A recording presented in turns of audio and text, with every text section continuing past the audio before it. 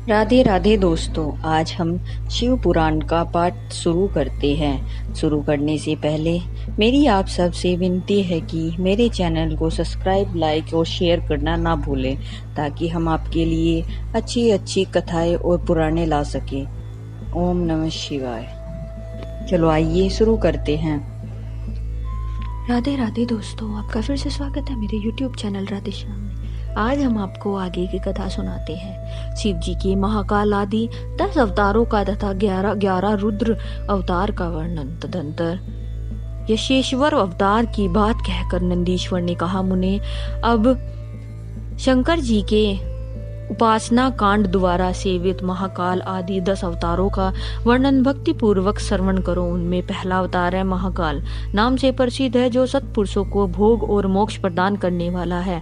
उस अवतार की शक्ति भक्तों की मनोवांछित पूर्ण करने वाली महाकाली है। दूसरा तार नामक अवतार हुआ, जिसकी शक्ति तारा देवी हुई। वे दोनों भुक्ति मुक्ति के प्रदाता तथा अपने सेवकों के लिए सुखदायक है। बाल भुवनेश्वर नाम से तीसरा अवतार हुआ, उसमें बाला भुवनेश्वरी शिवा शक्ति हुई, जो सज्जनों को सुख देने वाली है। चौथा भक्तों के लिए सुखद तथा भोग मोक्ष प्रदायक षडश श्री विद्येश नामक अवतार हुआ, और षोडशी श्री विद्या शिवा उसकी शक्ति हुई।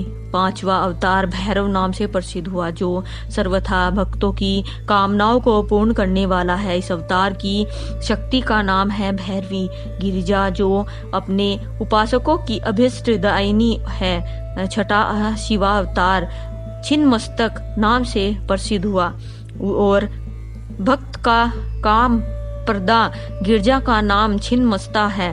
संपूर्ण मनोरथों के दाता शंभु का सातवां अवतार धूमवान नाम से विख्यात हुआ। उस अवतार में श्रेष्ठ उपासकों की लालसा पूर्ण करने वाली शिवा धूमवती हुई। शिव जी का आठवां सुखदायक अवतार बगलामुख है। उसकी शक्ति महान आनंददायिनी बगलामुखी नाम से विख्यात हुई। नववा शिवावतार मातंग नाम से कहा गया है। उस समय संपूर्ण अभिलाषाओं को पूर्ण करने वाली सर्वणी मातंगी हुई। शंभु के भुक्ति मुक्ति रूप फलदाता प्रदान करने वाली 10वें अवतार का नाम कमल है, जिसमें अपने भक्तों का सर्वथा पालन करने वाली गिरजा कमला कहलाई। ये ही शिव जी के 10 अवतार हैं। ये सब के सब भक्तों तथा सत्पुरुषों के लिए सुखदायक हैं तथा भोग मोक्ष के प्रदाता हैं। जो लोग महात्मा शंकर के इन 10 अवतारों की निर्विकार भाव से सेवा करते हैं, उन्हें ये नित्य नाना प्रकार के सुख देते रहते हैं। उन्हें इस प्रकार मैंने 10 अवतारों का महत्व वर्णन कर दिया है। तंत्र शास्त्रों में तो यह सर्व काम प्रद बतलाया गया है। मुने, इन शक्तियों की भी अद्भुत महिमा है। तंत्र आदि शास्त्रों में इस महिमा का सर्व काम प्रद रूप से वर्णन किया गया है। ये नित्य दुष्टों को दृढ़ देने वाली है, दंड देने वाली है।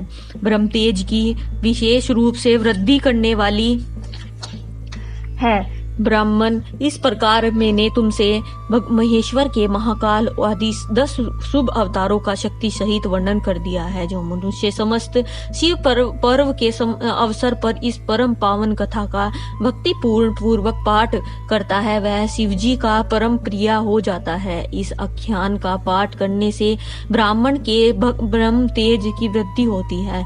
क्षत्रिय विजय लाभ करता है, वैश्य धनपति हो जाता है, और सुदूर को सुख की प्राप्ति होती है। सर्वधर्म परायण शिव भक्तों को यह चरित्र सुनने से सुख प्रदान होता है, और उसकी शिव भक्ति विशेष रूप से बढ़ जाती है। मुने, अब मैं शिव जी के एकादश श्रेष्ठ अवतार का वर्णन करता हूँ, सुनो। उन्हें श्रवण करने से असत्यादित जनित बाधा पीड़ाएं नहीं पहुंचा सकती है। पूर्व काल की बात है, एक बार इंद्र आदि समस्त देवता दैत्य से पराजित हो गए।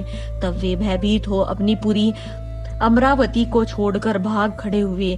जो दैत्य द्वारा अत्यंत पीड़ित हुए वे सभी देवता कश्यप जी के पास गए। वहां उन्होंने परम व्याकुलता पूर्वक हाथ जोड़ एवं मस्तक झुकाकर उनके चरणों में अभिवादन किया और उनका भली भांति सत्वन करके आदर पूर्वक अपने आने का कारण प्रकट किया तथा दैत्यों द्वारा पराजित होने से उत्पन्न हुए अपने सारे दुखों को कह सुनाया था। तब उनके पिता कश्यप जी देवताओं की उस कष्ट कहानी को सुनकर अधिक दुखी नहीं हुए, क्योंकि उनकी बुद्धि शिवजी में अशक्त थी। उन शांत बुद्धि मुनि ने धैर्य धारण करके देवताओं को आश्वासन दिया और स्वयं परम हर्षपूर्वक विश्वनाथपुरी काशी को चल पड़े। वहां पहुंचकर उन्होंने गंगा जी के जल में स्नान करके अपना नित्य नियम पूरा किया और फिर आदर पूर्वक उमा सहित सर्वेश्वर भगवान विश्वनाथ की भली भांति अर्चना की। तदंतर शंभु दर्शन के दृश्य से एक शिवलिंग की स्थापना करके वे देवताओं के हितार्थ परम प्रसन्नता पूर्वक घोर तप करने लगे। मुने शिवजी के चरणा कमलों से आसक्त मन वाले धैर्यशाली मुनि कश्यप को जब यो पता तप करते हुए बहुत अधिक समय व्यतीत हो गया, तब सत्पुरुषों की गति स्वरूप भगवान शंकर अपने चरणों में दलित मन वाले कश्यप ऋषि को वर देने के लिए वहां प्रकट हुए। भक्त वत्सल्य महेश्वर परम प्रसन्न हो तो थे ही, अतः वे अपने भक्त मुनि कश्यप से बोले, वर मांगो। उन महेश्वर को देखते ही प्रसन्न बुद्धि वाले देवताओं के पिता कश्यप जी हर्षमग्न हो गए और हाथ जोड़कर उनके चरणों में नमस्कार करके स्तुति करते हुए बोले, महेश्वर मैं सर्वथा आपका शरणागत हूँ। स्वामी देवताओं के दुखों का विनाश करके मेरी अभिलाषा पूर्ण कीजिए। देवेश में पुत्रों के दुख से विशेष दुखी हूँ, अतः ईर्ष्य मुझे सुखी कीजिए,